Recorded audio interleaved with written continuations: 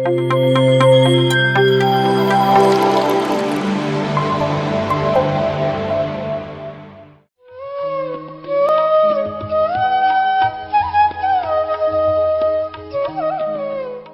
science of meditation has got 3 laws. When you observe your breathing, the mind becomes empty.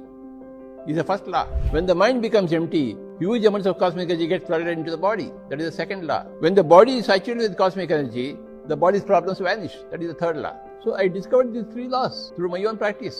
Before meditation, we are all slaves of our own minds. The mind dictates matter in a negative way. But after meditation, we become masters of the mind, and the mind dictates matter in a positive way, in a creative way, not a destructive way. Meditation should be started by every other person as early in life as 5 years old. The parents should teach meditation to their children, their wards. Meditation is the simplest thing to do and the greatest thing to do. ಎಲ್ಲ ಆತ್ಮ ಬಂಧುಗಳಿಗೆ ನಮಸ್ಕಾರ. ಮೊಟ್ಟ ಮೊದಲನೇದಾಗಿ ಬ್ರಹ್ಮಶ್ರೀ ಪಿತಾಮಹ ಸುಭಾಷ್ ಪತ್ರಿಜಿಯವರ ದಿವ್ಯ ಚರಣಾರವಿಂದಗಳಿಗೆ ನಮಿಸುತ್ತಾ, ಮಾತೃ ದೇವೋ ಭವ, ಪಿತೃ ದೇವೋ ಭವ, ಆಚಾರ್ಯ ದೇವೋ ಭವ, ಅತಿಥಿ ದೇವೋ ಭವ. ಸೊ ಈ ದಿನದ ಪತ್ರಿಜಿ ವಾಣಿಯನ್ನ ಅನುವಾದ ಮಾಡ್ತಾ ಇದ್ದೀನಿ. ಧ್ಯಾನ ವಿಜ್ಞಾನದಲ್ಲಿ 3 ಲಾಗಳಿವೆ ಅಂತ ಹೇಳಿ ಕಾನೂನನ್ನ ಲಾ ಅಂತಾನೆ ನಾನು ಸಂಬೋಧಿಸ್ತಾ ಇದ್ದೀನಿ. ಯಾವಾಗ ನಾವು ಉಸಿರಾಟವನ್ನ ಗಮನಿಸ್ತೀವಿ ಆಗ ಮನಸ್ಸು ಖಾಲಿ ಆಗತ್ತೆ. ಇದು ಮೊದಲನೇ ಕಾನೂನು. ಯಾವಾಗ ಮನಸ್ಸು ಖಾಲಿ ಆಗತ್ತೋ ಆಗ ವಿಶ್ವ ಪ್ರಾಣ ಶಕ್ತಿ ನಮ್ಮ ಶರೀರವನ್ನ ತುಂಬಿಕೊಳ್ಳತ್ತೆ. ಇದು ಎರಡನೇ ಲಾ. ಯಾವಾಗ ಶರೀರ ಪ್ರಾಣಶಕ್ತಿಯಿಂದ ತುಂಬಿ ಹೋಗುತ್ತೋ ಆಗ ಅದರ ಎಲ್ಲಾ ಸಮಸ್ಯೆಯು ಕೊನೆಗೊಳ್ಳತ್ತೆ. ಇದು ಮೂರನೇ ಲಾ. ನಾನು ನನ್ನ ಸಾಧನೆಯಿಂದ ಈ 3 ಲಾಗಳನ್ನ ಕಂಡುಕೊಂಡೆ. ಧ್ಯಾನಕ್ಕೆ ಮೊದಲು ನಾವು ನಮ್ಮ ಮನಸ್ಸಿನ ಗುಲಾಮರಾಗಿರ್ತೀವಿ. ಮನಸ್ಸು ನಕಾರಾತ್ಮಕ ರೀತಿಯಲ್ಲಿ ವಿಷಯವನ್ನು ಡೈರೆಕ್ಟ್ ಮಾಡುತ್ತೆ. ಆದರೆ ಧ್ಯಾನದ ನಂತರ ನಾವು ಮನಸ್ಸಿನ ಮಾಸ್ಟರ್ ಆಗ್ತೇವೆ. ಆಗ ಮನಸ್ಸು ಸಕಾರಾತ್ಮಕ ರೀತಿಯಲ್ಲಿ ಹಾಗೂ ಕ್ರಿಯಾತ್ಮಕ ರೀತಿಯಲ್ಲಿ ನಮ್ಮನ್ನ ಡೈರೆಕ್ಟ್ ಮಾಡುತ್ತೆ. ಸೊ ಡಿಸ್ಟ್ರಕ್ಟಿವ್ ವೇನಲ್ಲಿ ಅಲ್ಲ ಅಂತ ಹೇಳ್ತಾರೆ. ಸೊ ಧ್ಯಾನವನ್ನ ಪ್ರತಿಯೊಬ್ಬರೂ ಮಾಡ್ಬೇಕು, ಅದು ಕಡ್ಡಾಯವಾಗಿ ಮಾಡ್ಬೇಕು ಅಂತ ಅನ್ನೋದನ್ನ ಹೇಳ್ತಾರೆ. ಎಷ್ಟು ಬೇಗ ಸಾಧ್ಯನೋ ಅಷ್ಟು ಬೇಗ ಧ್ಯಾನವನ್ನ ನಾವು ಪ್ರಾರಂಭ ಮಾಡ್ಬೇಕು. 5 ವರ್ಷದ ಮಗುವಿಗೆ ತಂದೆ ತಾಯಿಗಳು ಧ್ಯಾನವನ್ನ ತಿಳಿಸಿಕೊಡ್ಬೇಕು. ಯಾಕಂತ ಹೇಳಿದ್ರೆ ಧ್ಯಾನ ಮಾಡುವುದು ತುಂಬಾ ಸರಳ ಹಾಗೂ ಅದು ತುಂಬಾ ಉತ್ತಮವಾಗಿರುವಂತದ್ದು ಅಂತ ಹೇಳಿ ಅವರು ಹೇಳ್ತಾರೆ. ಸೊ ಈ ದಿನದ ಗುರುವಾಣಿಯನ್ನ ಹೇಳಲಿಕ್ಕೆ ಅವಕಾಶ ಮಾಡಿಕೊಟ್ಟ ಎಲ್ಲರಿಗೂ ಧನ್ಯವಾದಗಳು. ಸಂಪೂರ್ಣ ಕುಂಭೋ ನ ಕರೋತಿ ಶಬ್ದಂ ಅರ್ಧಘಟೋ ಘೋಷಮುಪೈತಿ ನೂನಂ ವಿದ್ವಾನ್ ಕುಲೀನೋ ನ ಕರೋತಿ ಗರ್ವಂ ಗುಣೈರ್ವಿಹೀನ ಬಹುಜಲ್ಪಯಂತಿ.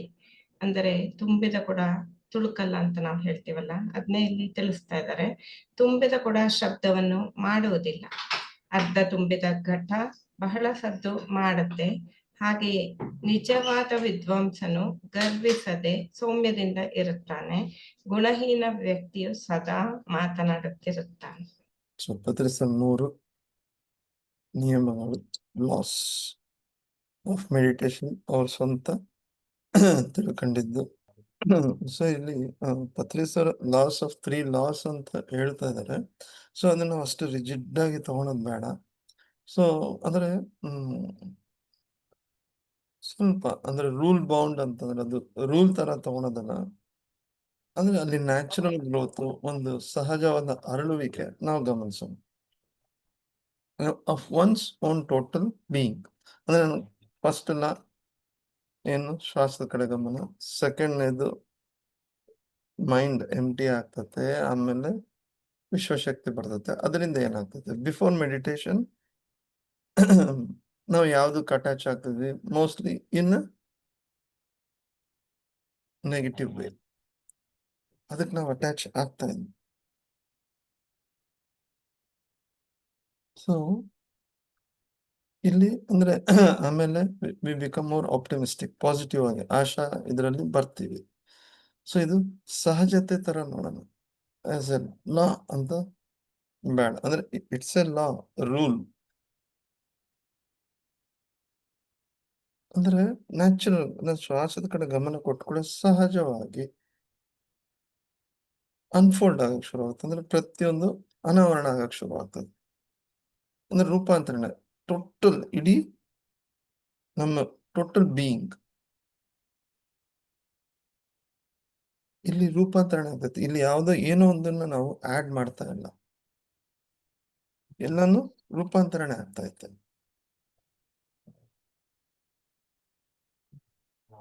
ಸೊ ಸೊ ಯಾವಾಗ ಪಾಸಿಟಿವ್ ಅಪ್ರೋಚ್ ಬಂತು ಅಂದ್ರೆ ನಾವು ಇಡೀ ದಿನ ವಿಲ್ ಬಿ ಮೈಂಡ್ ಫುಲ್. ಇದು ನಾವು ಇದ್ರಲ್ಲಿ ನಾನು ಅರ್ಥ ಮಾಡ್ಕೊಂಡಿದ್ದು. ಯಾಕಂದ್ರೆ meditation is not something which can be added to us. ನಾವು ಅದನ್ನ ಏನಾದ್ರೂ ಸೇರ್ಪಡೆ ಅಂದ್ರೆ ಅಡಿಷನ್ ಅಲ್ಲ, ಸಂಕಲನ ಅಲ್ಲ. ಯಾಕಂದ್ರೆ ನನಗೆ ಆಗ್ತತೆ, it can only come through you. ನಾನು ಶ್ವಾಸದ ಕಡೆ ಗಮನ ಕೊಟ್ಟಾಗ ಈ ರೂಪಾಂತರಣ ನಾನ್ ಮಾಡೋ ಕೆಲಸ ಶ್ವಾಸದ ಕಡೆ ಗಮನ ಕೊಡೋದು, ವಿಶ್ವಶಕ್ತಿ ಪ್ರವಾಹ, ಮನಸ್ಸಿನ ಶೂನ್ಯತೆ, ಅವಾಗ ಧ್ಯಾನ ನನ್ನಿಂದ ಆವಿರ್ಭಾವ ಆಗ್ತದೆ. ಹಿಂಗೆ ಒಳಗಡೆ ಒಂದು ಬೇಸಿಕ್ ಮೂಲಭೂತ ರೂಪಾಂತರಣ, ಬೇಸಿಕ್ ಟ್ರಾನ್ಸ್ಫಾರ್ಮೇಶನ್ ಅಂಡ್ ಮ್ಯೂಟೇಶನ್.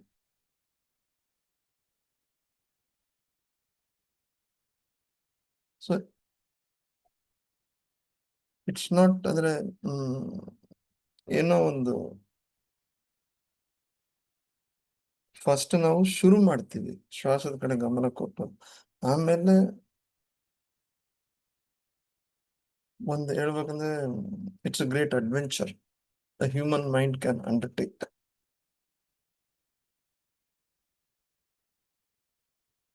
ಒಂದು ಸಾಹಸ ನಮ್ಮ ಮನಸ್ಸು ವಿಚ್ ಕ್ಯಾನ್ ಅಂಡರ್ಟೇಕ್. ಅದು ನಮಗೆ ಯಾವಾಗ ನಾವು ಶ್ವಾಸದ ಕಡೆ ಗಮನ ಕೊಡಕ್ ಶುರು ಮಾಡಿಕೊಳ್ಳೆ ಮೆಡಿಟೇಷನ್ ಧ್ಯಾನ ನಮಗೆ ಒಂದು ಕಡೆಯಿಂದ ಅಲ್ಲ, ಎಲ್ಲ ಕಡೆಯಿಂದ ಶುರು ಆಗ್ತದೆ. ಸೊ ಆಕ್ಚುಲಿ ಅಂದ್ರೆ ಇದು ಮೆಡಿಟೇಷನ್ ಮೆಥಡ್ ಕೂಡ ಅಲ್ಲ, ಇದು ಟೆಕ್ನಿಕ್. ನಾವು ಮೆಥಡ್ ಕಲಿಬೇಕು. ಆ ಟೆಕ್ನಿಕ್ ಅದೇ ಅದು growth out of total being. ಒಂದು ನಮ್ಮಲ್ಲಿ ಬೆಳವಣಿಗೆ ಔಟ್ ಆಫ್ ಟೋಟಲ್ ಲಿವಿಂಗ್. ಯಾವಾಗ ಬೆಳವಣಿಗೆ ಅನ್ನೋದು ಗ್ರೋತ್ ಅನ್ನೋದು ಪೂರ್ಣತೆಯಿಂದನೇ ಬರೋದು, ಇಲ್ಲಿ ಅಡಿಷನ್ ಅನ್ನೋದಿಲ್ಲ. ಸೊ ಅದ್ಭುತ ಸರ್ ತಿಳಿಸಿದ್ದಾರೆ ಅದನ್ನ. ಇದು ಅರಳಲಿಕ್ಕೆ ಆಲೋಚನೆಗಳೇ ಅಡ್ಡ ಆಗಿರುತ್ತೆ ಸರ್. ಈಗ ಒಂದು ಹೂವನ್ನೇ ಯಾವ್ದೋ ಒಂದು ಹಿಂಗೆ ಅದು ಅರಳಕ್ ರೆಡಿ ಇರುತ್ತೆ, ನಾವ್ ಅದನ್ನ ಹಿಡಿದಿಟ್ಕೋತೀವಲ್ವ. ಒಂದೇದೋ ಒಂದು ಚಿಕ್ಕದು ಅದು ಇಷ್ಟಾಗ್ಲ ಅರಳತ್ತೆ, ಅದನ್ನ ನಾನು ಅತಿ ಚಿಕ್ಕದಾದ ಯಾವ್ದನ್ನ ಒಂದು ಲೋಟದಲ್ಲೋ ಕಪ್ಪಲ್ಲೋ ಹಾಕಿಟ್ರೆ ಅದು ಅರಳಕ್ ಆಗಲ್ಲ. ಆ ರೀತಿ ನಮ್ಮ ಆಲೋಚನೆಗಳೇ ಇದನ್ನ ಏನು ಸಹಜವಾಗಿ ಅನ್ಫೋಲ್ಡ್ ಆಗಿ ಅರಳಬೇಕಾಗಿರೋದನ್ನ ನಾವೇ ಅದನ್ನ ಆಗ್ಲಿಕ್ಕೆ ಬಿಡ್ತಾ ಇಲ್ಲ. ಹೌದು ಮೇಡಮ್. ಅಂದ್ರೆ ಮೇಡಮ್ ಆಕ್ಚುಲಿ ಹೆಂಗ್ ಗೊತ್ತಾ ಮೇಡಮ್, ಇಲ್ಲಿ ಮೋಸ್ಟ್ ಅಂದ್ರೆ ಈ ಅಂದ್ರೆ ಸೆನ್ಸಿಟಿವಿಟಿ ಮೇಡಮ್ ಇಲ್ಲಿ ಬರೋದು. ಈ ಅರಳುವಿಕೆ ಬೇಕಾಗಿರೋದು ಸೆನ್ಸಿಟಿವಿಟಿ. ನಮ್ಮ ಆಲೋಚನೆಗೂ ಸೆನ್ಸಿಟಿವಿಟಿ ಎಲ್ಲಿ ಇರಲ್ಲ ಮೇಡಮ್. ಸೈಂಟಿಫಿಕ್ ಆಗಿ ಹೋಗಕ್ ನೋಡ್ತೀವಿ ಕೆಲವೊಂದ್ಸಲ, ಆದ್ರೆ ಅರಳುವಿಕೆ ಆಗೋದು ಸೆನ್ಸಿಟಿವಿಟಿ ಅಲ್ಲ, ಆ ಸೂಕ್ಷ್ಮತೆ. ಇಲ್ಲಿ ಅಂದ್ರೆ ನಮ್ ಸೆನ್ಸಿಟಿವಿಟಿ ಇಲ್ಲಿ ಆಕ್ಚುಲಿ ಏನಂದ್ರೆ ಮೇಡಮ್, ನಾವು ಶ್ವಾಸದ ಕಡೆ ಗಮನ ಕೊಟ್ಟಾಗ ನಮ್ಮಲ್ಲಿ ಸೆನ್ಸಿಟಿವಿಟಿ ಶುರು ಆಗುತ್ತೆ ಮೇಡಮ್. ಆಕ್ಚುಲಿ ಅಂದ್ರೆ ನಿಧಾನಕ್ಕೆ ಶಾಂತತೆ,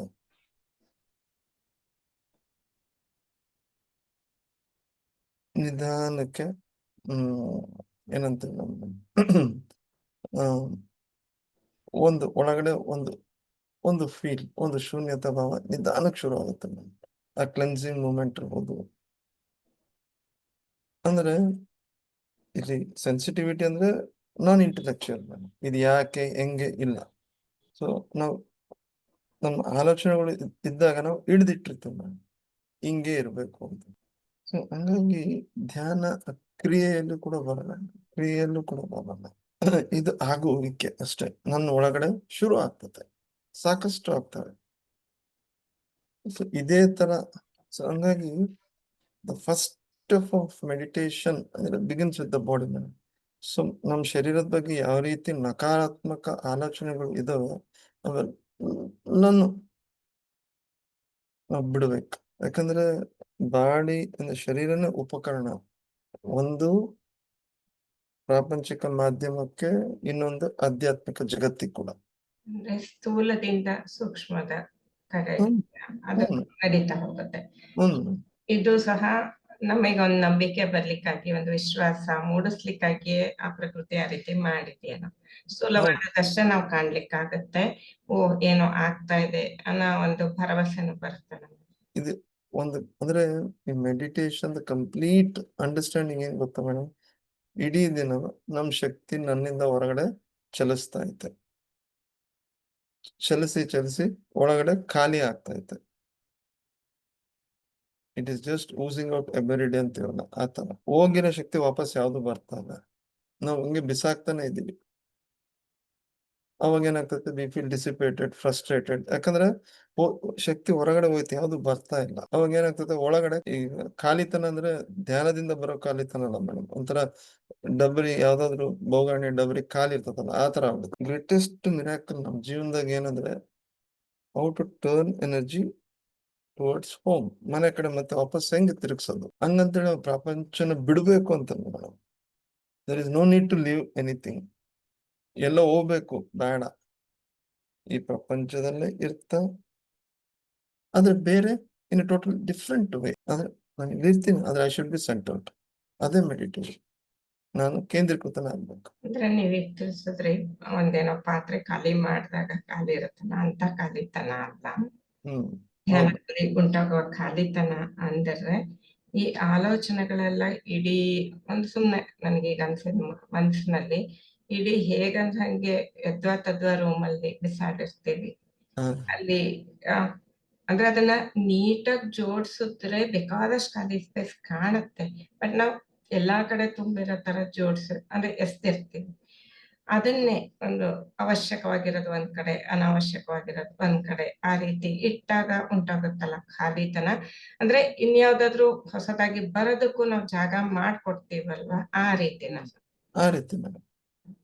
ಹೆಂಗಂದ್ರೆ ಮೇಡಮ್, ಅಂದ್ರೆ ಏನಾಗುತ್ತೆ ಗೊತ್ತಾ ಮೇಡಮ್, ಶಕ್ತಿ ನನ್ನ ಒಳಗಡೆ ಪೂರ್ತಿ ಸಂಗ್ರಹ ಅಂದ್ರೆ when we become a pool of energy madam. ಹೋಗ್ತಾ ಇಲ್ಲ ಹೊರಗಡೆ, ನನ್ನ ಶಕ್ತಿ ಹೋಗಿದ್ ವಾಪಸ್ ಬರ್ತಾ ಇದೆ. ಸೊ ವಾಪಸ್ ಬರೋದು ಅಂದ್ರೆ ಏನ್ ಮೇಡಮ್, ಬಿಕಮಿಂಗ್ ಮೋರ್ ಅಲರ್ಟ್ ಅಷ್ಟೇ. We are becoming more alert.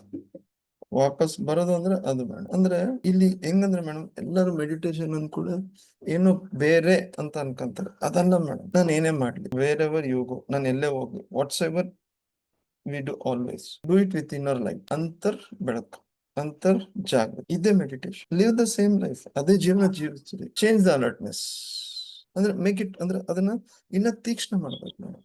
ಸುಮ್ನೆ ಮೇಲ್ ಜೀವಿಸ್ತಾ ಇದ್ವಿ, ಬೇಕು ಬೇಡ ಅಂತ. ಅದೇ ಆಹಾರನ ಸ್ವೀಕಾರ ಮಾಡೋಣ, ಅದೇ ದಾರಿನಾಗೆ ಓಡಾಡ್ಬೇಕು, ಅದೇ ಮನೇಲಿರ್ಬೇಕು, ಅದೇ ಗಂಡ ಹೆಂಡತಿ ಮಕ್ಕಳೇ. ಸೊ ಒಳಗಡೆಯಿಂದ inner light, walk the same path, ಅದೇ ದಾರಿನ ನಡೆದಿರ್ಬೇಕು. ಅಂದ್ರೆ ವಿತ್ ಅವೇರ್ನೆಸ್, ಜಾಗೃತಿ.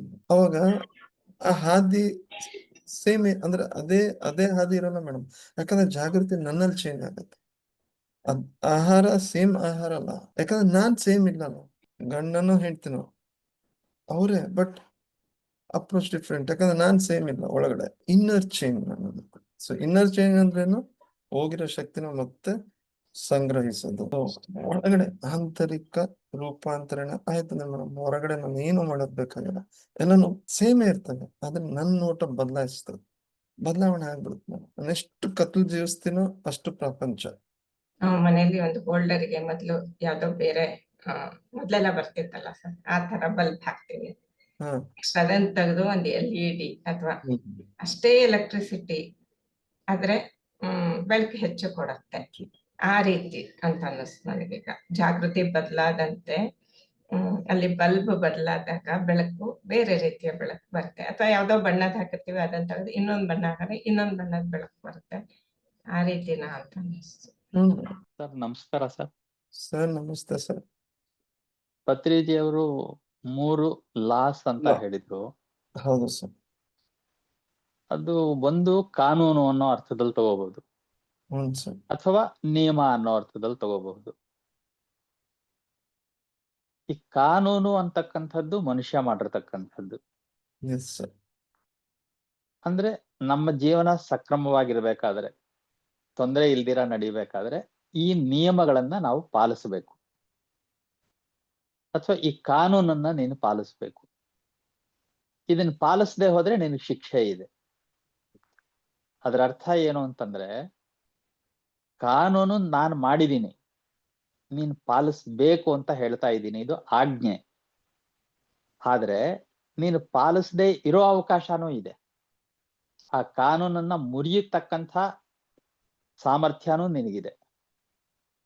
ಆ ಸಾಮರ್ಥ್ಯದಿಂದ ನೀನು ಮುರಿದ್ರೆ ನಿನ್ನನ್ನ ಸರಿದಾರಿಲಿಡಕ್ಕೆ ಶಿಕ್ಷೆ ಇದೆ. ಇದು ಕಾನೂನು, ಮನುಷ್ಯ ಮಾಡಿರ್ತಕ್ಕಂಥದ್ದು. ಆದ್ರೆ ಪ್ರಕೃತಿಯ ನಿಯಮವನ್ನ ಮುರಿಲಿಕ್ಕೆ ಸಾಧ್ಯವೇ ಇಲ್ಲ. ಪ್ರಯತ್ನ ಪಟ್ಟರು ಮುರಿಲಿಕ್ಕೆ ಸಾಧ್ಯ ಇಲ್ಲ. ಹಾಗಾಗಿ ಪತ್ರಿಜಿ ಅವ್ರು ಹೇಳೋದು 3 ನಿಯಮಗಳು ಅಂತಂದ್ರೆ ಅದು ಪ್ರಕೃತಿ ಮಾಡಿರೋದು, ಮನುಷ್ಯ ಮಾಡಿರೋದಲ್ಲ. ನಾವು ಅದನ್ನು ಮುರಿಲಿಕ್ಕೆ ಸಾಧ್ಯ ಇಲ್ಲ. ಅದನ್ನ ನಾನು ನಿರ್ಮಿಸಿದ್ದೀನಿ ಅಂತ ಹೇಳ್ತಾ ಇಲ್ಲ ಪತ್ರಿಜಿ ಅವರು, ನಾನು ಕಂಡುಕೊಂಡಿದ್ದೀನಿ ಅಂತಾರೆ. ವಿಜ್ಞಾನಿಗಳು ಮಾಡೋದು ಅದೇ ಕೆಲಸ. ಈ ನ್ಯೂಟನ್ಸ್ ಲಾಗಳಿವೆ ಸರ್, 3 ನಿಯಮಗಳಿದೆ. ಹೌದು ಸರ್. ಅದರಲ್ಲಿ ಒಂದು 3rd ಲಾ ಆಫ್ ಮೋಷನ್ ಅಂತ ಇದೆ. ಅದಕ್ಕೆ ಹಾಸ್ಯಕ್ಕೆ ಹೇಳ್ತಾ ಇರ್ತಾರೆ ಅದನ್ನ. ಆ ಟೀಚರ್ ಕೇಳಿದ್ರಂತೆ, what is the 3rd law of Newton's 3rd law of motion ಅಂತ. ಆ ಹುಡುಗ ಉತ್ತರ ಹೇಳಕ್ ತಡಬಡಿಸ್ತಾ ಇದ್ದ. ನೀನ್ ಹೇಳ್ದೆ ಹೋದ್ರೆ now I will slap on your face ಅಂದ್ರಂತೆ. ಅವನು ತಕ್ಷಣ ಅದು ಜ್ಞಾಪಕ ಬಂದ್ಬಿಡ್ತು, ಏಕ್ ಬೀಳುತ್ತೆ ಅಂತಿದ್ದ ಹಾಗೆ. ಆ 3rd ಲಾ ಆಫ್ ಮೋಷನ್ ಏನು ಅಂತಂದ್ರೆ, there is a similar but sorry ಅದೇನದು, there is a reaction for every action, similar but opposite in direction ಅಂದ. ಅಂದ್ರೆ ಅದು ಯಾಕೆ ಹಾಸ್ಯ ಬರುತ್ತೆ ಅಲ್ಲಿ ಅಂತಂದ್ರೆ, ಆ ಟೀಚರ್ ಹೇಳಿದ್ದು ಇವಾಗ ನೀನು ಉತ್ತರ ಕೊಡೋದಾದ್ರೆ ಕೆನ್ನಾಗಿ ಬಾರಿಸ್ತೀನಿ ಅಂತ. So for every action there is an opposite action. ನೀವು ನನ್ ಕೆನ್ನಾಗಿ ಹೊಡೆದ್ರೆ ಅದಕ್ಕೆ ವಿರುದ್ಧವಾಗಿರೋ ಇನ್ನೊಂದು ಆಕ್ಷನ್ ಇದೆ, similar but opposite in direction. ಅದೇ ರೀತಿದು, ಅದ್ರ ಡೈರೆಕ್ಷನ್ ಬೇರೆ. ಈಗ ನಿಮ್ ಕಡೆಯಿಂದ ನನ್ ಕೆನ್ನೆಗೆ ಏಟ್ ಬಿದ್ರೆ ನನ್ನ ಕಡೆಯಿಂದ ನಿಮ್ ಕೆನ್ನೆಗೆ ಏಟ್ ಬೀಳುತ್ತೆ ಅಂತ. ಸೊ ಇದು ಹಾಸ್ಯಕ್ಕಾದ್ರೂ ಅದೊಂದು ನಿಯಮ. ನ್ಯೂಟನ್ ಅದನ್ನ ರೂಪಿಸಿದ್ದಲ್ಲ, ಹೀಗಿರ್ಬೇಕು ಅಂತ ಹೇಳಿದ್ದಲ್ಲ, ಅದು ಇದೆ ಅಂತ ಕಂಡುಕೊಂಡ ಅಷ್ಟೇನೆ. ಪತ್ರಿಜಿ ಅವ್ರು ಹೇಳ್ತಾ ಇರೋದು ಹಾಗೇನೆ, ಇದು ಹೀಗ್ ನಡೆಯುತ್ತಯ್ಯ, ಇದ್ ನಿನ್ಗೆ ಅರ್ಥ ಆಗ್ಬಿಟ್ರೆ ಇದನ್ನ ಅನುಸರಿಸೋದು ಸುಲಭ, ನಿನಗೆ ಆಯ್ಕೆ ಮಾಡ್ಕೊಳ್ಳೋದು ಸುಲಭ. ನೀರು ಮೇಲಿಂದ ಕೆಳಕ್ ಹರಿಯುತ್ತೆ ಅನ್ನೋದೊಂದು ನಿಯಮ, ಅದು ಪ್ರಕೃತಿ ಮಾಡಿರೋದು. ಹಾಗಾಗಿ ನಾವೇನ್ ಮಾಡ್ತೀವಿ ಅಂತಂದ್ರೆ, ನೀರ್ ನಮಗ್ ಬೇಕು ಅಂದ್ರೆ ಎತ್ತರ ಪ್ರದೇಶದಿಂದ ಕೆಳಗಿನ ಪ್ರದೇಶಕ್ಕೆ ಬರಬೇಕು, ಕಾಲುವೆ ತೊಳ್ಕೊತೀವಿ ಆ ಕಡೆಗೆ. ಈ ತರ ಮಾಡ್ಕೊಳ್ತಾ ಹೋಗ್ತೀವಿ. ಪತ್ರಿಜಿಯವರು ಇವತ್ತು ಹೇಳಿದ್ದೇನು, ನೀವು ಧ್ಯಾನ ಮಾಡಿದ್ರೆ ಮನಸ್ಸು ಖಾಲಿ ಆಗುತ್ತೆ, ಅದು ನಿಯಮ. ಮನಸ್ಸು ಖಾಲಿ ಆದ್ರೆ ಕಾಸ್ಮಿಕ್ ಎನರ್ಜಿ ನಿಮ್ಮ ದೇಹದಲ್ಲಕ್ಕೆ ಎಂಟರ್ ಆಗುತ್ತೆ, ಅದು ಇನ್ನೊಂದು ನಿಯಮ. ಕಾಸ್ಮಿಕ್ ಎನರ್ಜಿ ಎಂಟರ್ ಆದ್ರೆ ನಿಮ್ಮಲ್ಲಿ ನೆಗೆಟಿವಿಟಿ ಇರಲ್ಲ, ಎಲ್ಲ ಪಾಸಿಟಿವಿಟಿ ಇರುತ್ತೆ, ಅದು 3ನೇ ನಿಯಮ.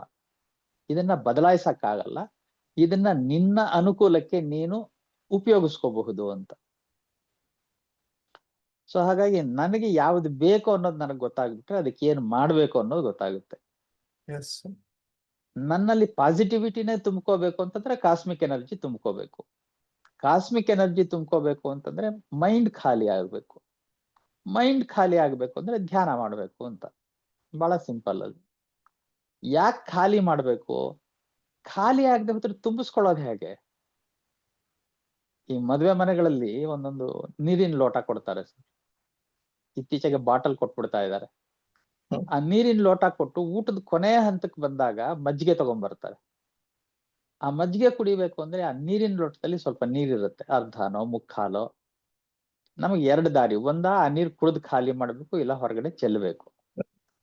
ಇಲ್ಲ ಪಕ್ಕದಲ್ಲಿ ಯಾರನ್ನ ನಮ್ಮವ್ರಿದ್ರೆ, ಗಂಡನೋ ಹೆಂಡತಿನೋ ಮಕ್ಕಳೋ, ಅವ್ರ ಲೋಟ ಖಾಲಿ ಇದ್ರೆ ಅದಕ್ಕೆ ತುಂಬಿಸ್ಬಿಟ್ಟು ಇದಕ್ಕೆ ಮಜ್ಜಿಗೆ ಹಾಕಿಸ್ಕೋಬೇಕು. ಅಂದ್ರೆ ಉತ್ತಮವಾದದ್ದು ಬೇಕು ಅಂತಂದ್ರೆ ಯಾವುದು ಉತ್ತಮ ಅಲ್ಲವೋ ಅದನ್ನ ಹೊರಗೆ ಚೆಲ್ಲಬೇಕು. ಹಾಗೆ ನಮ್ಮ ಮನಸ್ಸು ಏನ್ ಮಾಡುತ್ತೆ ಅಂದ್ರೆ ಬೇಡದ ವಿಷಯಗಳನ್ನೆಲ್ಲ ತುಂಬಿಕೊಂಡಿರುತ್ತೆ. ನೆಗೆಟಿವಿಟಿ ಅಂತಂದ್ರೆ, ಋಣಾತ್ಮಕವಾದದ್ದು ಅಂತಂದ್ರೆ ಅದೇನೋ ಹಾಳು ಮಾಡ್ತಕ್ಕಂಥದ್ದು ಅನ್ನೋ ಅರ್ಥದಲ್ಲೂ ತಗೊಳ್ಳೋ ಹಾಗಿಲ್ಲ. ಆದ್ರೆ ನಮ್ಮನ್ನ ಹಾಳು ಮಾಡುತ್ತೆ ಅನ್ನೋದು ಅಷ್ಟೇ ನಿಜ. ಹೌದು ಈಗ ನಮ್ಮಲ್ಲಿ ಮನಸ್ಸು ಏನಾದ್ರೂ ಪ್ರಾಪಂಚಿಕತೆ ಕಡೆ ತಿರುಗಿದ್ರೆ, ಹಣ ಸಂಪಾದನೆ ಕಡೆ ತಿರುಗಿದ್ರೆ, ಅದಕ್ಕೆ ಮೂಲ ಕಾರಣ ಏನಂದ್ರೆ ಹಣದಿಂದ ನಾವು ಭೌತಿಕ ಸುಖಗಳನ್ನ ಅನುಭವಿಸಬಹುದು ಅಂತ. ಹೊಸ ಕಾರ್ ತಗೋ, ಹೊಸ ಮನೆ ಕಟ್ಟಿಸ್ಕೋ, ಹೊಸ 2 ವೀಲರ್ ತಗೋ, ಹೊಸ ಬಟ್ಟೆ ತಗೋ, ಹೊಸದು ಹೊಸದು ಹೊಸದು ಹೊಸದು ಹೊಸದು. ಈಗ ಹಳೇದಾಗಿದೆ ಯಾಕೆ ಅಂತಂದ್ರೆ ಮೊದಲು ಅದನ್ನ ಬಯಸಿ ತಗೊಂಡಿದೀವಿ ನಾವು. ಅದ್ರಲ್ಲಿ ನಮಗೆ ಸಂತೋಷ ಸಿಗ್ತಾ ಇಲ್ಲ, ಖುಷಿ ಸಿಗ್ತಾ ಇಲ್ಲ. ಅದನ್ನ ಬಿಸಾಕು ಇನ್ನೊಂದ್ ತಗೋ, ಅದನ್ನ ಬಿಸಾಕು ಇನ್ನೊಂದ್ ತಗೋ. ಇದರಲ್ಲೇ ಜೀವನ ಕಳೀತೀವಿ ಹೊರತು ಸತ್ಯ ಏನು, ಶಾಶ್ವತ ಏನು ಅನ್ನೋದ್ರ ಕಡೆ ಹೋಗಲ್ಲ ಗಮನ. ಅದ್ ಯಾಕೆ ಆಗಲ್ಲ ಅಂತಂದ್ರೆ ಅದನ್ನ ಗ್ರಹಿಸ್ತಕ್ಕಂಥ ಶಕ್ತಿ ಸಾಮರ್ಥ್ಯ ಎರಡೂ ಇಲ್ಲ. ಅಂದ್ರೆ ಹೌದು ಹೇಗೆ ಹೇಳ್ಬೋದು ಸರ್, ನನಗೆ 100 ರೂಪಾಯಿ ಇದ್ರೆ ನಾನು ಏನ್ ಕೊಂಡ್ಕೋಬಹುದು ಅಂತ ಯೋಚನೆ ಮಾಡ್ತೀನಿ ಅಂದ್ರೆ ಹೋಟ್ಲಲ್ಲಿ ಮಸಾಲೆ ದೋಸೆ ಕೊಂಡ್ಕೋಬಹುದು ಅಂತ ಯೋಚನೆ ಮಾಡ್ತೀನಿ.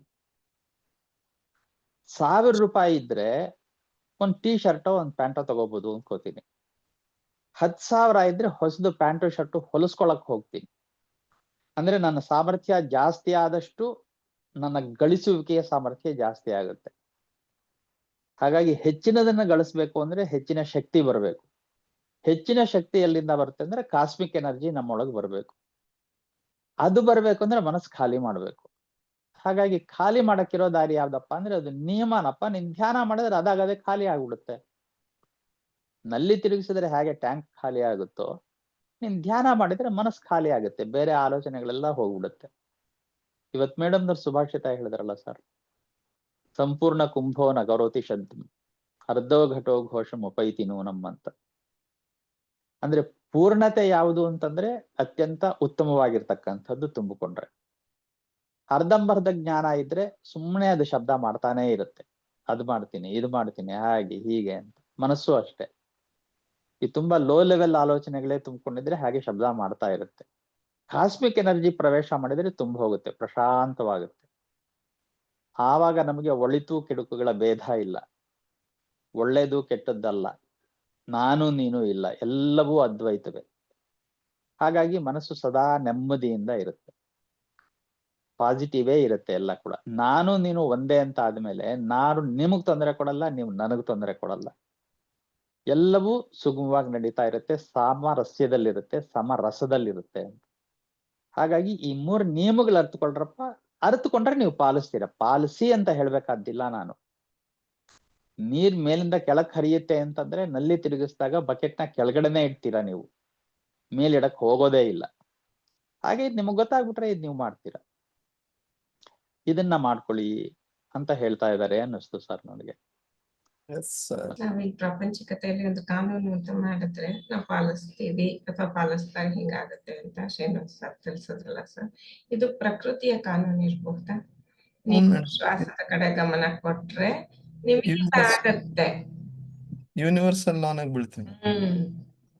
ನಾವು ಮಾಡಿರೋದಲ್ಲ ಯೂನಿವರ್ಸಲ್. ಸೊ ಅದಕ್ಕೆ ಲಾ ಅನ್ನೋ ಪದ ಅಲ್ಲಿ ಪತ್ರ ಸರ್ ಉಪಯೋಗಿಸಿದ್ರು. we move into universal law, hmm the universal law of cause and effect, hmm the the law of reversibility madam. So law of reversibility ಹೆಂಗಂದ್ರೆ ಮೇಡಮ್, ಫಾರ್ ಎಕ್ಸಾಂಪಲ್ ನಾವು ಇದನ್ನ ಅಭ್ಯಾಸ ಮಾಡಿದ್ರೆ ಇದು ಆಗ್ತತೆ. ಹ್ಮ್ ಅಂದ್ರೆ ಮೇಡಮ್ ಇವಾಗ ಅಂದ್ರೆ ಇದು ಆಗ್ತತೆ ಅಂತ ಆಯ್ತಲ್ಲ ಮೇಡಮ್, ಸೊ ಆಗೋ ತರ ನಾವ್ ಇರೋಕ್ ಶುರು ಮಾಡಿದ್ರೆ ಇದು ಶುರು ಆಗ್ತತೆ ಅಂತ. ಈಗ ಫಾರ್ ಎಕ್ಸಾಂಪಲ್ ನಾನು ಆರೋಗ್ಯವಾಗಿರ್ಬೇಕು ಅಂದ್ರೆ ನಾನು ಇದೆಲ್ಲ ಮಾಡಿದ್ರೆ ಆರೋಗ್ಯ ಬರ್ತತೆ ಅಂತಂದ್ರೆ, ಸೊ ನಾನು ಆರೋಗ್ಯ ಬಂದಾಗ ಹೆಂಗಿರ್ತೀನೋ ಹಂಗಿರಕ್ ಶುರು ಮಾಡಿದ್ರೆ ಇದು ಫಾಲೋ ಆಗ್ತತೆ. ಒತ್ತಡ ಏನಿಲ್ಲ, ಬೇಕು ಅಂತಿಲ್ಲ. ಪ್ರಾಪಂಚಿಕತೆಯಲ್ಲಿ ಕಾನೂನುಗಳು ಮಾಡಿದ್ರೆ ನಾವು ಹಾಗಿರ್ಲೇಬೇಕು ಅನ್ನುವಂತೆ ಇರುತ್ತೆ. ಅಂದ್ರೆ ಹೆಂಗಂದ್ರೆ madam, the world is where the work is ಅಂತ. Hmm the world hmm is where the work is. ಪ್ರಪಂಚ ಎಲ್ಲ ಐತಂದ್ರೆ ಎಲ್ಲಿ ಕೆಲಸ ಐತೆ. ಈ ಪತ್ರಿಸರ್ ಅದನ್ನು ಹೆಂಗಿರ್ತಾ ಇದೆ ಅಂದ್ರೆ, ಪ್ರಾಪಂಚಿಕತೆಯಲ್ಲೇ ಇರ್ಬೇಕು, ಅವಾಗ ಅವ್ರ ಹತ್ರ ಹೋಗ್ಬೇಕು, ರಿಫ್ರೆಶ್ ಆಗ್ಬೇಕು, ಮತ್ತೆ ಪ್ರಾಪಂಚಿಕತೆಗೆ ಬರ್ಬೇಕು. Because the world has to be changed, nothing to be renounced. ನಾವು ಯಾವ್ದನ್ನು ತ್ಯಾಗ ಮಾಡಂಗಿಲ್ಲ, ಚೇಂಜ್ ಮಾಡ್ಬೇಕು. ಸೊ ರಿನೌನ್ಸಿಂಗ್ ಅಂದ್ರೆ ಅದು ಒಂಥರ ಪುಕ್ಕಲ್ತನ ಮೇಡಮ್. ಅಂದ್ರೆ the world goes on living, producing new generation in the old pattern. ನಾವು ಅಂದ್ರೆ ಅಲ್ಲಿ ಬದಲಾವಣೆ ತರಲಿಲ್ಲ ಅಂತಂದ್ರೆ, ನಮ್ಮಲ್ಲಿ ಪ್ರಪಂಚ ಜೀವಿಸ್ತಾ ಹೋಗ್ತತೆ, ಉತ್ಪತ್ತಿ ಹೊಸ ಜನರೇಷನ್ ಉತ್ಪತ್ತಿ ಆದ್ರೆ ಓಲ್ಡ್ ಪ್ಯಾಟರ್ನ್ ಆಗಿರ್ತಾರೆ. ಸೊ ಒಂದ್ಸರಿ ನಮ್ ಕಡೆ ನಮ್ಮಿಂದ ಚೇಂಜಸ್ ಶುರುವಾದ್ವು, ರೂಪಾಂತರಣೆ ಶುರುವಾದ್ವು ಅಂದ್ರೆ ಅವಾಗ ಅಲ್ಲಿ ಉತ್ಪತ್ತಿ ಅಂದ್ರೆ ಬೇಸ್ ಪ್ಯಾಟರ್ನ್ ಚೇಂಜ್ ಆಗ್ತದೆ. ಇಲ್ಲಾಂದ್ರೆ ಈಗ ನಾವ್ ಎಷ್ಟೊಂದು ಈಗ ಉಪನಿಷತ್ ಕಾಲಕ್ಕೆ ನಾವು ನೋಡ್ಕೊಂಡ್ರೆ we have lost so many things madam. Opportunities ನಾವು ಕಳ್ಕೊಂಡ್ವಿ. ಅವಾಗ ಇದ್ದಿದ್ದು ಬೇರೆ, ಇವಾಗಿಲ್ಲ. ಈಗ ಬರೀ ಪೂರ್ತಿ ಪ್ರಾಪಂಚಿಕತೆ, ಪ್ರಕೃತಿ, ತಂದೆ ತಾಯಿ ಬೇಡವೇ ಬೇಡ.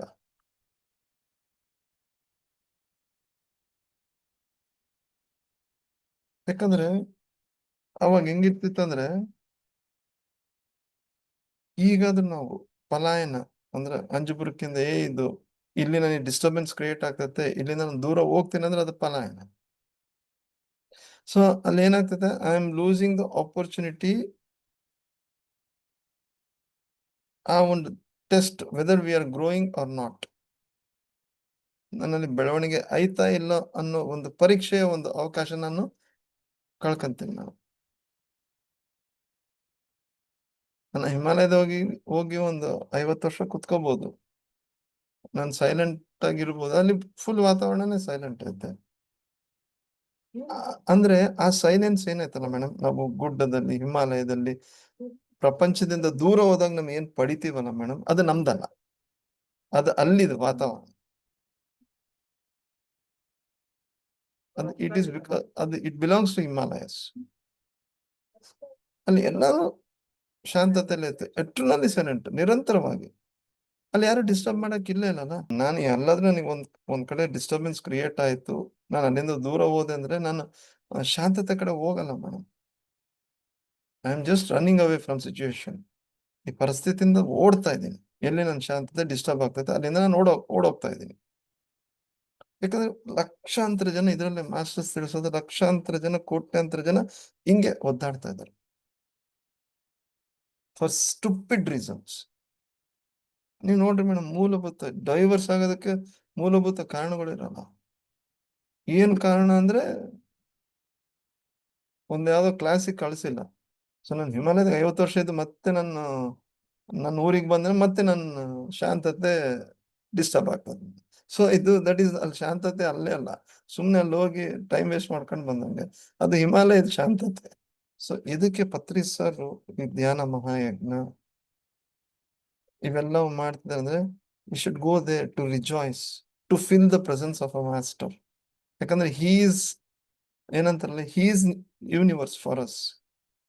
ಅವರ ಒಂದು ಪ್ರೆಸೆನ್ಸ್ ನಾವು ಹೇಳ್ಕೋಬೇಕು ಮೇಡಮ್. ಯಾಕಂದ್ರೆ ಅವ್ರ ಇರುವಿಕೆಯಲ್ಲಿದ್ದಾರೆ, ಅವ್ರ ಪ್ರಕೃತಿಗೆ ಅನುಗುಣ ಆಗ್ತದೆ. ಮತ್ತೆ ವಾಪಸ್ ನಡೀರಿ, ಗಣಪತಿನ 5 ದಿವಸ ನಾವಿಟ್ಟು ವಿಸರ್ಜನೆ ಮಾಡ್ಬೇಕು. ಎಷ್ಟು ನೀಟಾಗಿ ರೆಡಿ ಮಾಡಿವಿ ಅಂತಂದ್ರೆ ಹಂಗೆ ಇಟ್ಕೊಳಂಗಿಲ್ಲ. And this is the real test. ನಾನು ಪ್ರಾಪಂಚಿಕತೆಯಲ್ಲಿ ಬಂದಾಗ ಅದನ್ನ ಉಳಿಸ್ಕೊಂತೀನಿ ಇಲ್ಲ, ಶಾಂತತೆ. ಅಂಡ್ ನಿಜವಾಗ್ಲೂ ಇಲ್ಲಿ ಮೆಡಿಟೇಷನ್ ಆಗತ್ತಾ ಇಲ್ಲ, ಆಗಿಲ್ಲ, ಏನ್ ಮಾಡ್ಬೇಕು ನೋಡ್ಬೇಕು, ಅಯ್ಯೋ ಆಗಿಲ್ಲ, ವೇಸ್ಟ್ ಮಾಡಿದೆ, ಇದು ಮತ್ತೆ ನೆಗೆಟಿವ್ ವೇ ಬೇಡ. ಸೊ ಇದಕ್ಕೆ ನಮ್ ಪದೇ ಪದೇ ಮಾಸ್ಟರ್ಸ್ ಹತ್ರ, ಪದೇ ಪದೇ ನಮ್ ಶ್ರೇಷ್ಠ ಉನ್ನತ ವ್ಯಕ್ತಿಗಳ ಹತ್ರ ನಾವು ಎದಕ್ ಕೇಳ್ತೀವಿ ಅಂತಂದ್ರೆ, ಕ್ಲಾರಿಟಿ ತಗೋಬೇಕು ಮತ್ತೆ ಪ್ರಪಂಚಕ್ಕೆ ಓಡ್ಬೇಕು. ಇಲ್ಲಿ ಓಶೋರ್ ಎಷ್ಟು ಚೆನ್ನಾಗಿ ಹೇಳಿದಾರೆ ಮೇಡಮ್, ಇದು ಇಂಗ್ಲಿಷ್ ನಾಗ ಓದ್ತೀನಿ. If you start living with me, you will be a loser on 2 counts. One, you will by and by start taking me for granted, which is a great loss because I will be available to you. It is dangerous because the more I am available to you, the less you will become available to me. ಅಂದ್ರೆ master ಜೊತೆಗೆ ಇದೀವಿ ಅಂದ್ರೆ 2 ರೀತಿ loss madam. ಒಂದು, ಅವರನ್ನ ತಗೊಂಡ್ಬಿಡ್ತೀವಿ, granted ಆಗಿ ತಗೊಂಡ್ಬಿಡ್ತೀವಿ, ಅದು ದೊಡ್ಡ ಲಾಸ್. ಇನ್ನೊಂದು, ಯಾವ ಬೇಕೋ ಅವ್ರು ನಮಗೆ ಸಿಗ್ತಿದ್ದಾರೆ, ಅದು ಒಂಥರ ಡೇಂಜರಸ್ ಅಂತ.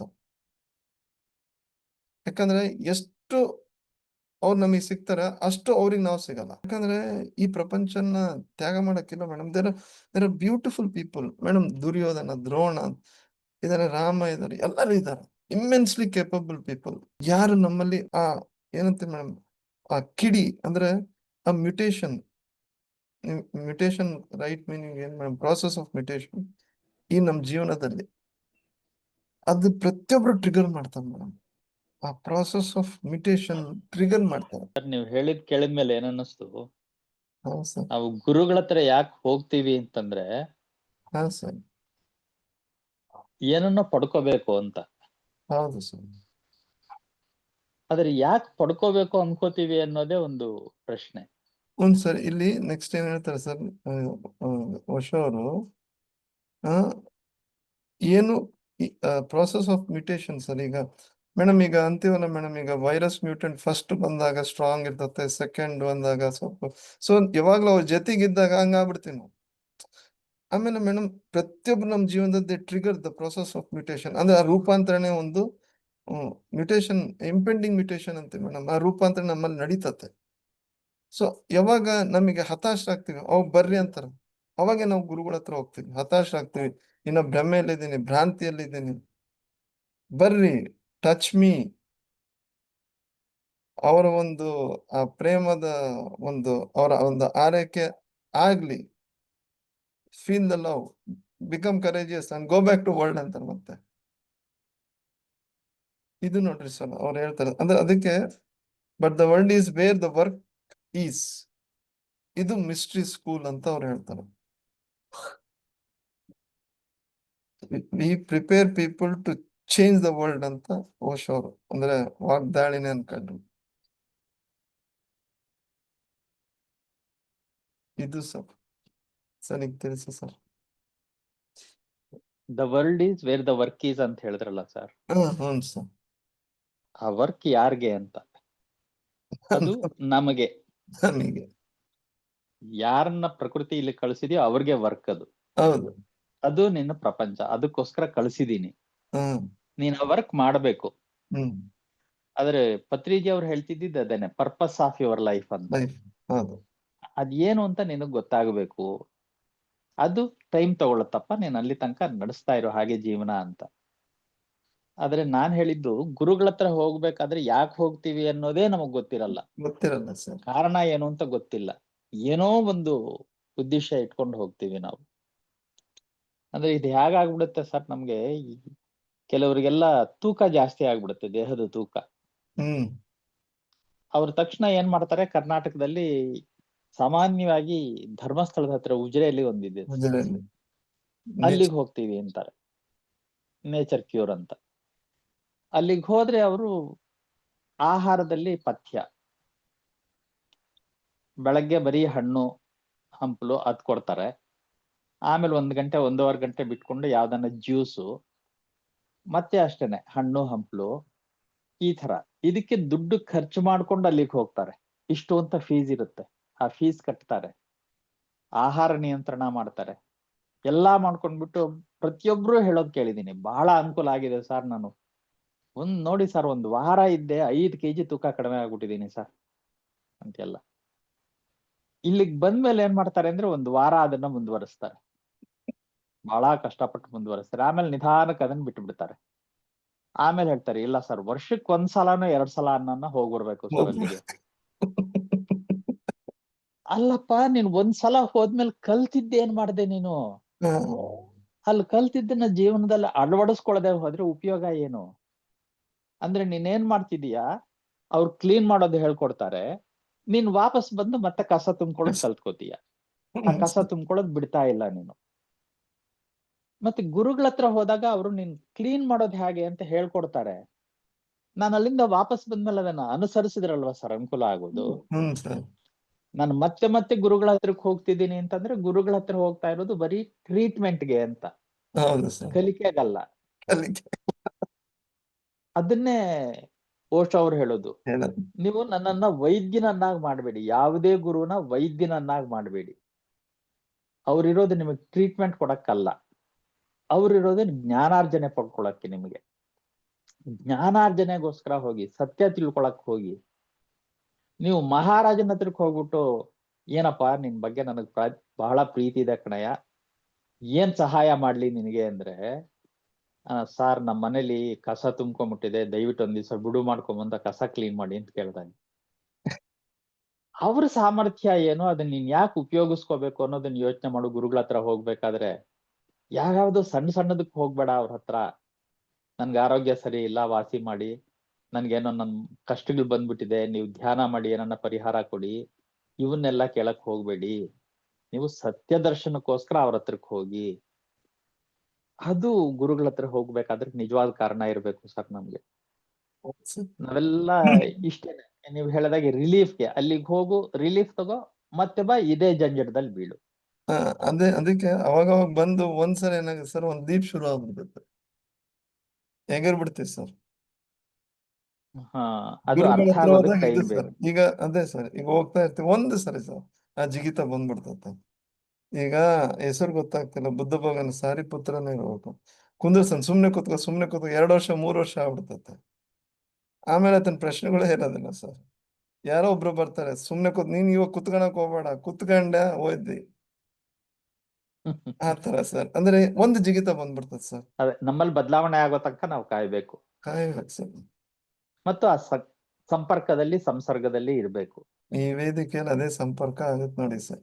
ಬೆಳಗ್ಗೆ ಪತ್ರಿ ಸರ್, ಮಾಸ್ಟರ್ಸ್, ಆಮೇಲೆ ಮೇಡಮ್, ಆಮೇಲೆ ನಿಮ್ದೊಂದು ಸ್ಪಷ್ಟೀಕರಣ, ನಿಮ್ ಮುಖಾಂತರ, ಎಲ್ಲ ಮುಖಾಂತರ ಸರ್, ಇಂದ ಇಲ್ಲ. ಇದು it has its own beauty sir. ಇದು ಒಂಥರ ಒಂದು ಸಂಕಲನ ಅಂತ ಹೇಳ್ಬೋದು. ಹಂಗಂಗೆ nothing prepared, but well planned ಆಗಿ ನಡೀತಂತಲ್ಲ ಸರ್. ಆತ ಪ್ರಿಪೇರ್ ಮಾಡಿದ್ರೆ ಇಷ್ಟು ಚೆನ್ನಾಗಿ ಆಗ್ತಿತ್ತು ಎಲ್ಲ ಗೊತ್ತಿಲ್ಲ. ಸೊ ಆ ಗುರುಗಳ ವಾಣಿ, ಇದಕ್ಕೆ ಈ ವೇದಿಕೆಗೆ ಏನಂತ ಇಲ್ಲ, ಭಾವಪೂರ್ಣ ಏನು ಕನ್ನಡ ಅಂದ್ರೆ ಆ ನಮನ, ಆ ಕೃತಜ್ಞತೆ, ದಿನೇ ದಿನೇ ನಮಗೆ ಬೆಳವಣಿಗೆಗೆ ಅವಕಾಶಗಳು. ನಿಜ ಸರ್, ನೀವ್ ಹೇಳಿದ್ರಲ್ಲ ಸರ್, ನಿಮ್ಮಿಂದ ಅಲ್ಲ ನಿಮ್ಮ ಮೂಲಕ ಅಂತ. ಸರ್, ಅದು ಅದ್ಭುತವಾದದ್ದು ಸರ್. ಎಲ್ರದ್ದು ಸರ್. ಇಲ್ಲಿ ಯಾವುದೇ ಮ್ಯೂಸಿಕಲ್ ಇನ್ಸ್ಟ್ರೂಮೆಂಟ್ ನುಡಿಸೋರು ಹ್ಮ್ ಒಬ್ಬನೇ ವ್ಯಕ್ತಿ ನುಡಿಸ್ತಾ ಇರ್ತಾನೆ. ನೀವು ಕೊಳಲ್ ತಗೊಂಡ್ರೆ ಆ ರಂಧ್ರಗಳು ಯಾವ್ದ್ರ ಮುಖಾಂತರ ಯಾವ ನಾದ ಬರಬೇಕು ಅದನ್ನ ಮಾತ್ರ ಬಿಡಿಸ್ತಾನೆ. ಹೌದು ಸರ್. ವೀಣೆ ಆದ್ರೆ ಯಾವ ತಂತಿ ಎಷ್ಟು ಮೀಟ್ಬೇಕು, ಬೇರೆ ಬೇರೆ ತಂತಿ ಬೇರೆ ಬೇರೆ ಸ್ಥಳದಲ್ಲಿ. ಹೌದು ಸರ್. ಆದ್ರೆ ನುಡಿಸೋನೊಬ್ಬನೇ, ಹೌದು ಸರ್. ಅಂದ್ರೆ ಉಪಕರಣ ಬೇರೆ ಬೇರೆ ಅಷ್ಟೇ. ಹಾಗೆ ಈ ವೇದಿಕೆಯಲ್ಲೂ ಯಾರೇ ಮಾತಾಡಿದ್ರು ಉಪಕರಣಗಳಷ್ಟೇ. ನಾವು ಉಪಕರಣ, ನುಡಿಸೋ ಶಕ್ತಿ ಯಾವುದೋ ಬೇರೆ ಬೇರೆ ಅದು ನುಡಿಸುತ್ತೆ ಸರ್ ಅಷ್ಟೇ. ಎಸ್ ನಮ್ಮನ್ನ ಆಯ್ಕೆ ಮಾಡ್ಕೊಂಡಿದ್ದಾರೆ ಅಂತ ನಾವು ಸಂಭ್ರಮ ಪಡ್ಬೇಕು. ಅದೇ ಸರ್, ಅದೇ ಒಂದು ಸಂಭ್ರಮಾಚರಣೆ ಬಿಟ್ರೆ ಬೇರೆ ಇಲ್ಲ. ಅದೇ ರೀತಿ ನಾವು ಬೆಳಗ್ಗೆ ಇಲ್ಲಿ ಕೂತಿದ್ದಾಗ 1 ಗಂಟೆ ಶ್ವಾಸದ ಕಡೆ ಗಮನ ಕೊಟ್ಟು, ಮತ್ತೆ ಇಡೀ ದಿವಸ ಎಲ್ಲೆಲ್ಲ ಚಲಾಪಿಲಿ ಆಗ್ತೀವಿ. ಗುರುಗಳ ಹತ್ರ ಹೋದಾಗ ಹೇಗಿರ್ತೀವೋ ಮತ್ ವಾಪಸ್ ಬಂದ್ಮೇಲೆ ಚಲಾಪಿಲಿ ಆಗೋ ರೀತಿ ಪ್ರತಿದಿನ ಇಲ್ಲೂ ಅದೇ ನಡೆಯಂತ. ಅದ್ರ ಕಡೆ ಗಮನ ಕೊಡ್ಬೇಕು ನಾವು. ಈಗ ನಮ್ಮನ್ನ ನಾವು ಆಯ್ಕೆ ಆಗಿರುವಂತವ್ರು ಅನ್ನೋದಕ್ಕೆ ಸಂಭ್ರಮ ಅಂತಲ್ಲ ಸರ್, ಅದೇ ರೀತಿ ನಮ್ಮ ಪ್ರಾಪಂಚಿಕ ಜೀವನದಲ್ಲೂ ಕೆಲವೊಂದು ಸನ್ನಿವೇಶಗಳು, ಮುಖ್ಯವಾಗಿ ಹೇಳ್ಬೇಕು ಅಂದ್ರೆ ವೃದ್ಧರ ಅಂದ್ರೆ ತಂದೆ ತಾಯಿ ಇವ್ರನ್ನ ಯಾರನ್ನಾದ್ರೂ ಒಂದು ಅದನ್ನ ಸಹಾಯ ಅಂತಾನು ಹೇಳಲ್ಲ, ಅವರ ಜೊತೆ ಇರುವಂತಹ ಅವಕಾಶ ಬಂದಾಗ್ಲೂ ಇಷ್ಟು ಜನ ಮಕ್ಕಳ ಪೈಕಿ ನಮ್ಮನ್ನ ಪ್ರಕೃತಿ ಅಥವಾ ಭಗವಂತ ಆಯ್ಕೆ ಮಾಡ್ಕೊಂಡಿದ್ದಾನೆ ಅನ್ಕೊಂಡ್ರೆ ಆಗಿರುವ ಒಂದು ಭಾವನೆಗಳೇ ಬೇರೆ, ನಾವು ಇರುವ ರೀತಿನೇ ಬೇರೆ ಆಗ್ಬಿಡುತ್ತೆ. ಅಂದ್ರೆ ಮೇಡಮ್ ಅಲ್ಲಿ ಆಯ್ಕೆ ಆಗಿ ಒಂದ್ ಭಾವನೆ ಹೋಗ್ಬಿಡ್ತದ ಮೇಡಮ್, ಭವ್ಯತೆ ಇರ್ತದ ಮೇಡಮ್. ಓಕೆ ಮಾಡು, ಭಾವನೆನೇ ಇರಲ್ಲ ಮೇಡಮ್. ಭಾವನೆ ನಾನ್ ಮಾಡ್ಕೊಂಡ ಮೇಡಮ್, ಭವ್ಯತೆ ಬಂದ್ಬಿಡ್ತದ. ಓಕೆ ಅಷ್ಟೇ. ಏನೋ ಒಂದು ಅವಕಾಶ, ಏನೋ ಒಂದು ನಾವು ಈಗ ನನ್ನ ತಂದೆದೇ ತಗೊಂತೀನಿ. ಯಾಕಂದ್ರೆ ನಮ್ಮ ತಾಯಿ ನಮಗೆ ಅಷ್ಟು ಅವಕಾಶ ಕೊಟ್ಟಿದ್ರು, ಬರೀ 5 ದಿವಸ, ಶನಿವಾರ ಮಂಗಳವಾರಕ್ಕಿಲ್ಲ. ನನ್ನ ತಂದೆಗೆ ನೋಡ್ಕೋಬೇಕು ಅಂತ ಬಂದಾಗ ಆಕ್ಚುಲಿ ನನ್ನ ಅಕ್ಕ ಅವ್ರು ಹೇಳಿದ್ರಿ, ಯಾರಾದ್ರೂ ಒಬ್ಬನ ಇಟ್ಕೊ, ಒಬ್ಬನ ಏನ್ ಮಾಡ್ತೀವಿ, ಅಕ್ಕ ನೀವು ಬರ್ತೀರಾ ಬರ್ರಿ, ಇಲ್ಲ ಬೇಡ, ನನಗೆ ಕೆಳಗೆ ಶಾಪು ಮೇಲೆ ಮನೆ. ಸೊ ಹಂಗೆ ಅನುಗುಣವಾಗಿ ನನ್ನ ಹೆಂಡತಿ ಕೂಡ, ಮಕ್ಕಳು ಕೂಡ, ಅಂದ್ರೆ ಮೇಡಮ್ ಎವ್ರಿಬಡಿ ವರ್ ಹೋಲ್ ಆ ಒಂದು 2 years ಅವ್ರು ಹಂಗೆ ಆ ಡಿಮೆನ್ಷಿಯಾ ಜಾಸ್ತಿ ಆಗ್ತಾ ಹೋಯ್ತು. ಆ 2 years ದ ಹೋಲ್ ಮನೆ, ನನ್ನ ಅಂದ್ರೆ ನಮ್ಮ ಅಕ್ಕ ತಂಗಿಯರು, ನನ್ನ ನೆರೆಯವರು ಎಲ್ಲರೂ ವಿವರ್ ವಿತ್ ಅಂದ್ರೆ ನಮ್ಮ ತಂದೆ ಮೇಲೆ ಹೋಲ್ ಡೇ ನನ್ ಮನೇಲಿ ಬಂದ್ಮೇಲೆ ಏನ್ ಮಾಡ್ತಿದ್ದಾರೆ, ಏನ್ ಮಾಡ್ಬೇಕು, ಏನ್ ಮಾಡ್ಬಾರ್ದು. So he was the central figure, ಬೇರೆ ಏನೂ ಇರ್ತಿರ್ಲಿಲ್ಲ. ಸೊ ಅಂದ್ರೆ ಮೇಡಮ್ ಅದು ಆ ಭವ್ಯತೆ ಬಂದ್ಬಿಡ್ತದೆ ಮೇಡಮ್. ಆ ಅದು ಯು ಕೆನಾಟ್, ಅದು ನಾವು ಅದನ್ನ ಅನುಭವಿಸ್ಬೇಕಷ್ಟೇ ಆಗ್ಲಿ, ಹೇಳಕ್ ಆಗಲ್ಲ. ಅಲ್ಲಿ ಭಾವನೆ ಇರಲ್ಲ ಮೇಡಮ್, ಯಾಕಂದ್ರೆ ಅವರೇ ಭವ್ಯವಾಗಿ ಕಾಣ್ತಿರ್ತಾರೆ. ಏನಿದ್ರು ಅವ್ರ ಕಡೆನೆ. ನನ್ ಶಾಪಲ್ಲಿ ಇದ್ದಾಗ ಓಕೆ, ಇಮಿಡಿಯೇಟ್ ಹೋದ್ರೆ ಮತ್ತೆ ಅವ್ರದ್ದೇ, ಬೇರೆ ಏನಿಲ್ಲ. ನನ್ ಮಗ ಸ್ಕೂಲಿಂದ ಎಷ್ಟು ಮಾರ್ಕ್ಸ್ ಬರುತ್ತೆ ಏನು, ಓಕೆ ಅವು ನಡೀತಾ ಇರ್ತವೆ, but main central core point ಅವರೇ ಆಗಿರ್ತಾರೆ. ಆ ಮಜಾ ಬೇರೆ ಇರ್ತದೆ ಮೇಡಮ್. ಅಂದ್ರೆ ಅಲ್ಲಿ ಒಂದು ಆ ಭಕ್ತಿನೇ ಬೇರೆ ಇರ್ತದೆ. ಅಲ್ಲಿ ಅವಶ್ಯಕತೆ ಅವ್ರಿಗಲ್ಲ ಮೇಡಮ್, ನನಗೆ ಆ ಭಾವದೇಶಕ್ಕೆ ಹೋಗೋದಕ್ಕೆ. ಅಂಡ್ ಇಟ್ ಲೀಡ್ಸ್ ಅಲ್ಲಿ ಎಷ್ಟೊಂದು ನಮಗೆ ಸಮಾಧಾನ ಕೊಡ್ತತೆ. ಯಾವ್ದು ಶಾಶ್ವತ ಅಲ್ಲ. ಹೆಂಗಿರೋರು ಹೆಂಗಂದ್ರೆ RSS December 6 ಅಯೋಧ್ಯೆಗೆ ಕರಸೇವಕರಾಗಿ ಹೋಗಿ ನಿಂತಿರೋರು, ಬಟ್ ಇವತ್ತು ಹಿಂಗೆ ಎಲ್ಲಾನು ಕಾಣ್ತದೆ ಮೇಡಮ್. ಆ ಭವ್ಯತೆ ಅದು ಈಗ ಆ ಮಿಟೇಷನ್ ನಮ್ಮಲ್ಲಿ ಬೇರೆ ಇರ್ತದೆ ಮೇಡಮ್. ಆ ಹೋಗೋದು ನೋಡ್ಕೊಂಡಾಗ, ಯಾಕಂದ್ರೆ ಅಲ್ಲಿ ನಾನು ನೋಡ್ಕೊಂತಿದ್ದೀನಿ, ಇದು ನನ್ನ ಡ್ಯೂಟಿ, ನನ್ನ ಧರ್ಮ ಇಲ್ಲ ಮೇಡಮ್, ಅದು ನನ್ನ ಪ್ರೇಮ, ಅದು ನನ್ನ ಶ್ರದ್ಧೆ. ಈಗ ಸರ್ ಒಂದೇ ಮಾತು ಹೇಳಿದ್ರೆ, నీ ధర్మంలో నీ ధ్యానము నువ్వు చదువునావ నీ బిజినెస్ కాదు, ఫస్ట్ ನಿನ್ ತಂದೆ ನೋಡ್ಕೊಳೋದು, ಧರ್ಮ ಇಂಪಾರ್ಟೆಂಟ್. ಸೊ ನಮ್ ಭಾರತ ದೇಶದಲ್ಲೇ ಇದಿರೋದು ಮೇಡಮ್ ಧರ್ಮನ ವರ್ಡ್. ಬೇರೆ ಕಡೆ ರಿಲಿಜನ್, ಧರ್ಮ ಅಂದ್ರೆ ನೋಡ್ಕೊಳೋದ್ರಲ್ಲೂ ಧರ್ಮ ಅಂದ್ರೆ ಹಿಂದೂ ಧರ್ಮ ಅಂತಲ್ಲ, ನೋಡ್ಕೊಳೋದು ನಿನ್ ಧರ್ಮ, ಸೇವೆ ನಿನ್ ಧರ್ಮ, ಆಲ್ಸೋದು ನನ್ ಧರ್ಮ. ಕುತ್ಕೊಂಡಾಗ ಈಗ ನಾನೇ ಹೇಳ್ಬೇಕು, ನಾನು ಹೇಳಿನಂದ್ರೆ ನಾನು ಆಲಿಸ್ಬೇಕು ಇಲ್ಲ, ಹೇಳ್ಬೇಕಾದ್ರೆ ತಿಳಿಸೋ ಧರ್ಮ, ಕುತ್ಕೊಂಡಾಗ ಆಲಿಸ್ಬೇಕು. ಎದುರಿಗಿರೋರು ಯಾರು ಬೇಡ, ಯಾಕಂದ್ರೆ ಯಾರ ಮುಖಾಂತರ ಏನ್ ಬರ್ತದೆ ಗೊತ್ತಿಲ್ಲ. PMC ಕನ್ನಡ ಚಾನೆಲ್ ಅನ್ನು ಲೈಕ್ ಮಾಡಿ, ಶೇರ್ ಮಾಡಿ, ಸಬ್ಸ್ಕ್ರೈಬ್ ಮಾಡಿ ಮತ್ತು ಮಾಡಿಸಿ. ಎಲ್ಲರಿಗೂ ಧನ್ಯವಾದಗಳು.